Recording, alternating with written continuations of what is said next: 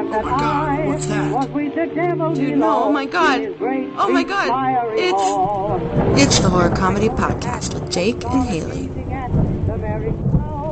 Who came to witness the show, and I must confess to you, there were many there I knew at the devil's ball. It's the Horror Comedy Podcast, the only podcast where we smoke marijuana and I try to scare you with a true scary story. I'm your host, Haley, and this is your co-host, Jake? Jake? Jake! Huh.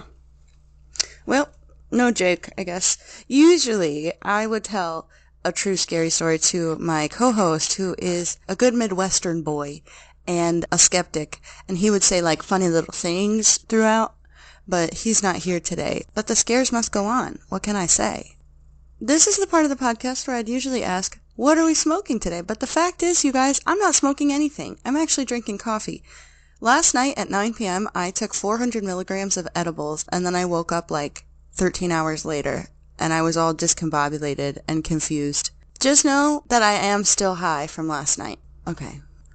Lake County, Minnesota, lies on the north side of Minnesota. Its north border abuts the south border of the province of Ontario, Canada, and its south border is formed by Lake Superior. That's from Wikipedia. In Lake County, you can find the Boundary Waters Canoe Area Wilderness. It's 1 million acres of straight-up wilderness preserve. I have a hard time even picturing that much wilderness, and it's certainly enough to get lost in. I would like to say I've never been somewhere that wild. I don't think I have. One time I was going hiking with my dog, and we went down this cliff, and on the way up I got super fatigued, and she pulled my ass up the fucking cliff. It was unbelievable. She's this little pit bull mix. Anyway, 1 million acres of wilderness, okay? Get in the time machine, folks. Keep your arms and legs inside the vehicle at all times, because we're going to October of 2001. October of 2001. Can you think of any sort of world events that might impact, say, plans for international travel? Oh yeah, 9/11. So in October of 2001, Jason Rasumussen just got the news that international flights would be suspended indefinitely. See, Jason had just planned the trip of his lifetime. He was 29 years old. He had pretty much lived outside those 29 years straight, like he had never been inside. Maybe he has been, but he loved to be outdoors, okay? And he had been saving up forever to afford his dream hike in Nepal. And then goddamn 9/11 happened, and the planes crashed not only into the World Trade Centers, but into Jason's dreams. There would be no hike in Nepal. There would only be disappointment, unless Jason could figure out something else to do. He liked the Minnesota North Woods, and he decided that's where he'd find his adventure. He was looking for somebody to go hiking with him, but unfortunately, nobody wanted to go. He went to REI, which is a wilderness store, I guess. As you can tell, I have never been. And he bought a Hiking Minnesota book, a wilderness survival pamphlet, a Fisher map, and a disposable camera. That's pretty much all you need to go out into the woods. He read his Hiking Minnesota book and found Powwow Trail, a 23-mile loop. He showed his mom and he said, "Oh my God, this is where I'm going to go." His plan was to drive up to this parking lot, leave his car there, and hike this trail. He told her he was going to hike the trail counterclockwise. He was going to get there on Monday. He would find the trail and he would go counterclockwise. The first night he would go to Pose Lake. The second day he would go to Superstition Lake. Can we pause and just say, I wouldn't personally stop there. And on the third day, Wednesday, he would hike back out to the parking lot. He told her if she didn't hear from him by Wednesday evening that she should call 911 and report him missing. Powwow Trail hugs the southern border of the Boundary Waters. Forest Service recommends only traveling to Pose Lake, so that's a 5.9-mile hike, because a portion of the trail burnt down, which made the trail even more rugged and hard to read. It seemed impossible to do this whole entire loop in 3 days, which his mom told him, and she kind of laughed him out, honestly. And I do have a picture. This is the first picture that Jason took with his disposable camera, folks. You know the drill already. You know what's about to happen here. I'm going to describe the picture to you. But if you want to see it with your own two eyes, you better walk those little balls down to our Instagram. And I'm sorry I talked about your balls like that. That was very uncouth of me. This is the first picture that Jason took with his disposable camera. You can see the hood of his car. And it's a long, winding road. There is snow on the ground. And on the left and right side, it's so many trees that I would describe it as a wall. It looks like a wall of trees on either side. I mean, and it's dark is the other thing that really strikes me about it. The path itself is well lit because it's daytime. But if you look at the trees that border the path, it is black. It's so dark. I mean, that really stands out in my mind. He took this picture because the snow was very striking to him. It was late October. He was surprised to see snow, but he was also prepared. And he couldn't help but notice how thick the trees were. What? Called it. He found the parking lot, and he hiked up a mile. He crossed a bridge across Isabella River. He took another picture here. This is a picture of a river. Again, very dense forest throughout. You can notice some snow on the rocks, but it does look like it's melting. It's a good representation of the area. It's a beautiful picture to represent why he wanted to come out there. The other thing that kind of stands out is that the sky is so overcast, it's just gray. You can't exactly see the sun in the sky. He did take a picture of the beginning of the Powwow Trail. It's pretty densely forested. He had his book on him. He had the map. He had the Fisher map, and he had a compass. But in his mind, the trail was really, really obvious, so he didn't think to consult any of his literature. It was a super soggy, boggy area, but the trail was still pretty obvious. And he starts to go up the trail following it counterclockwise, and he's heading north. There was a fork in the road, and to follow the trail, he would have had to go left. There was no signage, because like I said earlier, this area had previously burnt, and the area was severely overgrown. It was known to locals that the trail was extremely easy to miss for this reason. Jason thought he was keeping left at the fork, but he actually went right instead. By 4 or 5 o'clock, he realized that he never found the lake that he expected to find. Remember we said he would be stopping at Poe's Lake? Well, he never found Poe's Lake.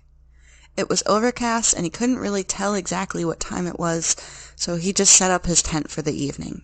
October 23rd, 2001, the Powwow Trail used to have north, west, and east loop, but only the west loop was mentioned in the Hiking Minnesota book, and it was talked about as if it was the full trail.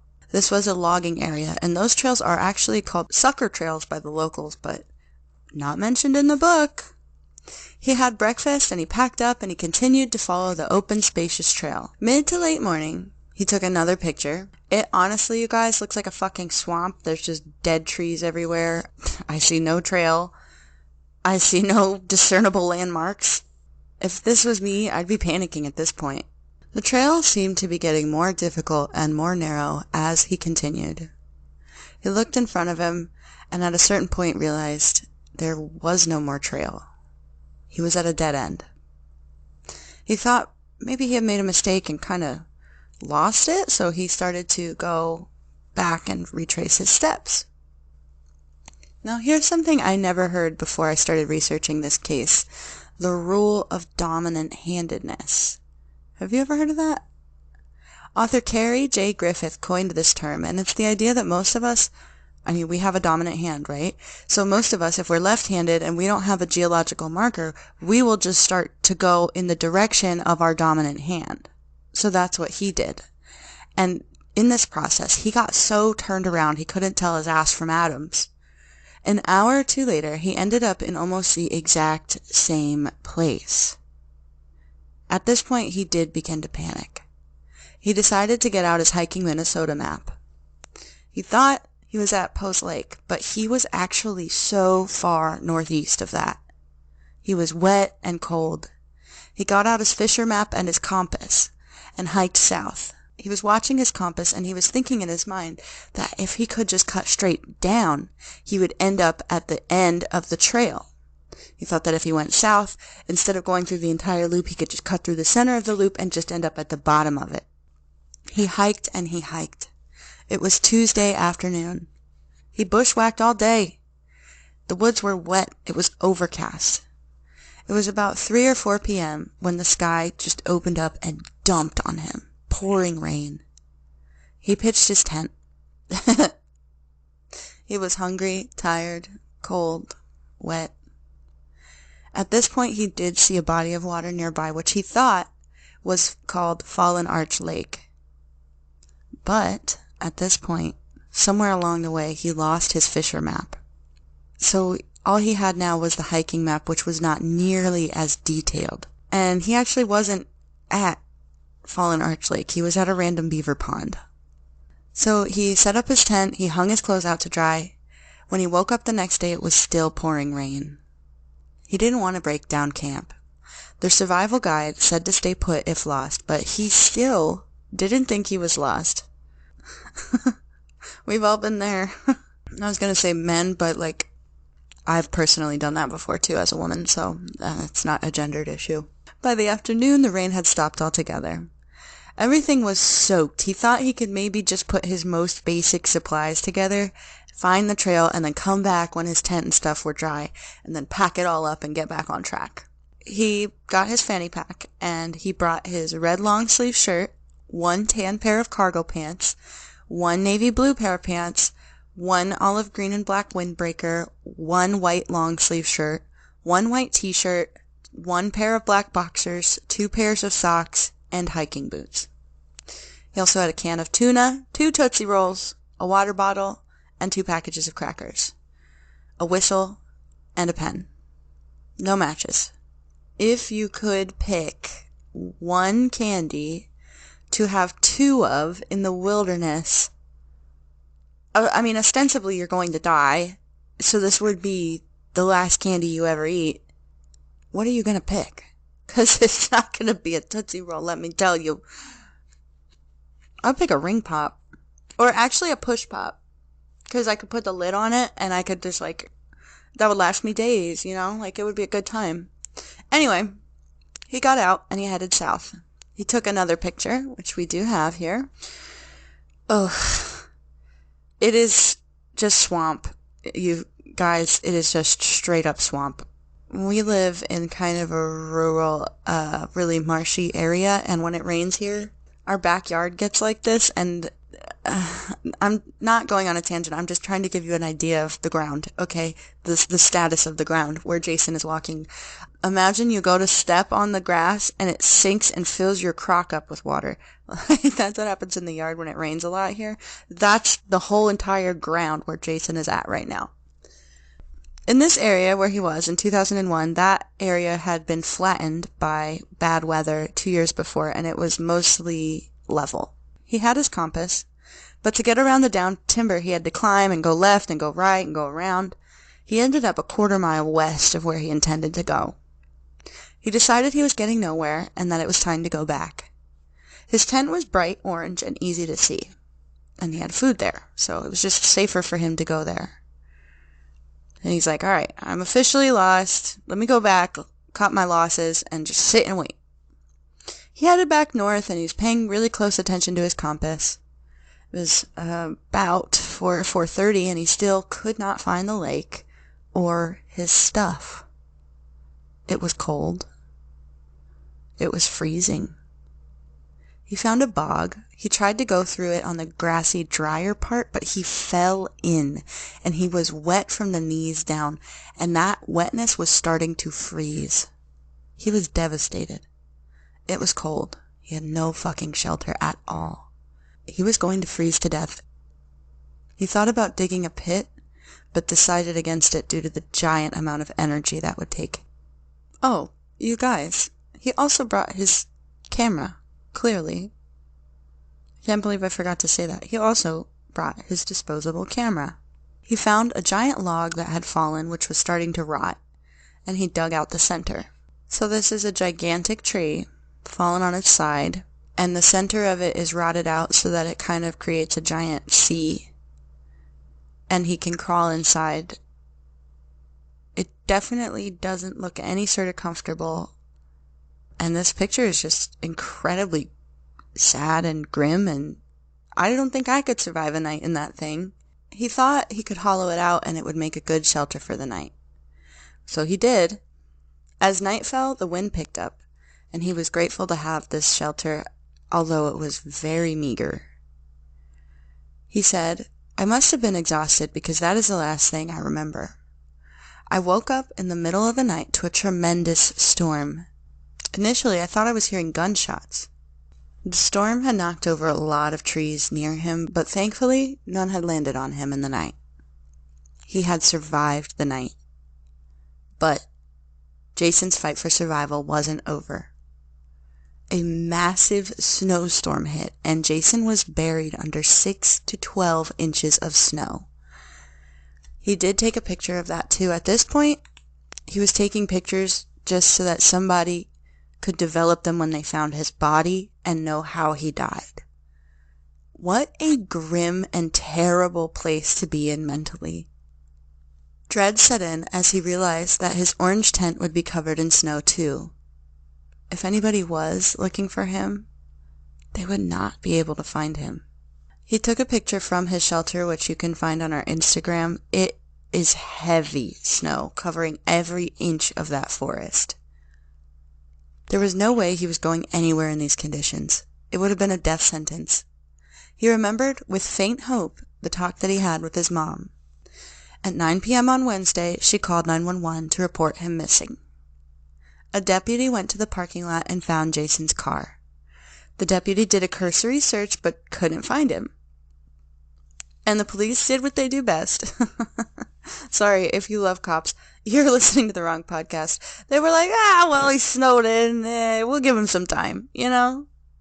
Meanwhile, Jason's out freezing to death, thinking of ways he can improve his shelter. At night, he would remember his favorite restaurants. He would think of all the smells, sounds, tastes, textures, his favorite foods. He said, "I close my eyes and imagine all my favorite food." His go-to were Japanese and Indian. Holy shit, Indian food sounds so good. I would literally jump out of a fucking plane for that right now. It was Friday, October 26, 2001, and the weather was sub-freezing. By dusk, the search was launched. So wait, they waited 2 days? Oh my god! By dusk, the search was launched. Lake County Sheriff's Office, U.S. Forest Service, Minnesota Department of Natural Resources, and search and rescue dogs formed to find Jason. I was reading a book about this, and the author said, if you ever get lost in Minnesota, do so in Lake County. I guess they have the best S&R teams in town, okay? The search party was huge. From the 27th to the 28th of October, Jason knew he was lost and stayed still. When he saw planes overhead, he would get out and do jumping jacks to try to get their attention, and he would blow his whistle often. Search parties were still looking for him, day and night.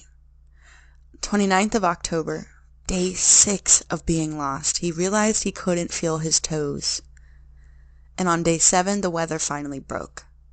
Jason realized he was numb up past his ankles. He counted 50 planes flying overhead. The weather was starting to get warm and the snow was starting to melt, which meant it was melting off his tent too. The pilot of a search and rescue plane spotted Jason's tent. It was in such a boggy area that the pilot said he didn't even know how Jason got there. There was 2 search and rescue people near, about a quarter to a half mile, and when they got word, they went straight through a cattail swamp to get to Jason's tent. They found the tent, opened it up, and saw all of the supplies, but no Jason. There were 4 meals untouched. They were able to use that to see how long he was missing. They knew he was gone for 7 days.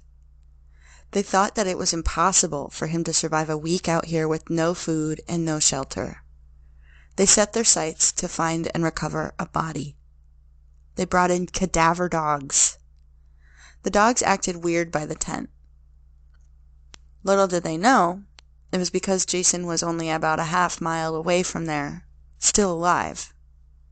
The handler didn't follow the dog because they got a call from headquarters saying an ice storm was headed in from the northwest. We do have a scary picture of, oh my god, it just like activates my claustrophobia. It's a picture that Jason took of his point of view from inside his log that he was living in. And it is it's a coffin. It's coffin sized. He's essentially in a coffin buried under snow. Oh! It makes me itchy. I can't stand that. Okay, so I didn't know this until just now, but you can't eat snow if you're in a situation like this. Did you know that? I didn't know that. Turns out that if you eat snow, it lowers your body temp, and then you're going to get other problems like hypothermia, which will kill you faster than dehydration. So what Jason was doing was melting his snow using his body temperature overnight, and then he would sip on it during the day. He was very slowly getting hypothermic, though. He was peeling little pieces of bark off of the log and writing goodbye notes to his family with his pen. He hadn't eaten in a week. Very little water. He also took a picture of the goodbye notes. It's really fucking sad. And then, this is actually hard to look at. He took a selfie. In 2001, maybe it's the world's first selfie. But you guys, it's hard to describe. He took a selfie. He looks gaunt. He looks pale. And he has the saddest look in his eyes. And he's waving goodbye. He just has this absolute look of regret on his face. I'm trying not to get emotional because that's really, really sad. He's waving goodbye. The ice storm came through. By morning, the ice had started to melt and everything was soaking wet. Jason thought he was going to die. He couldn't feel his legs at all. He got up and tried to stomp around. He thought that he was hallucinating when he began to hear voices. The search and rescue team was back out there bright and early looking for Jason. It was a group of them, 5 people with a few dogs, and they were coming in from the north. They were going right along Jason's original route. Mid to late morning, a search and rescue plane flew over, and Jason blew his whistle. One person in the group heard it. They were like, "What the hell was that?" But everyone was like, "What are you talking about, crazy?" When Jason blew the whistle again, 2 people heard it this time. A guy and a dog took the lead and followed the sound. And he found Jason. He saw Jason peeking out of the tree, and the search and rescue guy was like, "Who are you?" He literally could not believe it was the same guy. He was so convinced that they were looking for a body. So when he saw a live person, he was like, "Who the fuck is that?" And I hope that they didn't make him use his disposable camera, but they did take a picture with him after they found him. He looks unbelievably happy, and it's also kind of funny that they made him, sit in his log shelter and take a picture. I don't know, something about that is just, do it for the gram, I guess. But something about that is so funny. It is a cautionary tale. I cannot believe this man survived. A deputy said that Jason was cheating Darwin, which I think is a very mean thing to say. The author said he didn't agree. The mistakes Jason made were understandable and very easy to make. He really just got unlucky. He picked a trail from a map that wasn't specific enough, that had information missing, that had parts of the trail burnt down, parts of the trail leveled by weather, and all of these things just lined up to create this life or death situation for Jason. And I cannot believe this man survived, but he did, because he has that dog in him. Are you scared? I am. I'm staying my ass inside. Staying my ass in the house. This would be the part of the podcast where we do something fun to lighten the mood, but honestly, my mood's pretty light. Jason survived. That man is a fucking champion, and I feel like everything's fine. I miss my boyfriend. If you guys see him, please return him to me. And sources for this week include Lost in the Wild, a true life story of survival in the Boundary Waters, and A Hiker Survived Thinking a Favorite Eatery at upi.com. But don't take my word for it. Check out our fucking show notes and read it for yourself. send us an email at thehorrorcomedypodcast@gmail.com. If you like the show, leave us a 5-star review and tell your friends about us, or else I'll go get lost in the woods. And I don't think I would survive. So please, and don't forget to drink water.